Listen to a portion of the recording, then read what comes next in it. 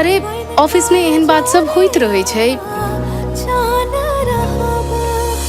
नवल काल्हि अहाँ के ऑफिस पहुँचबाक अछि।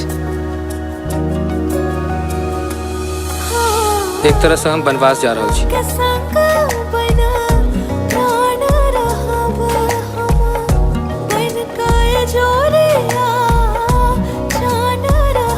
हम डिसाइड कर लिए। अहाँ किछ ने डिसाइड के लिया। सब अपन अपन आत्मसम्मान के गला घोट के काज कर रहल छी। हम से नहीं कह सकै छी। ई सब बेकार के बात सब छोड़ू, काल्हि ऑफिस आओ।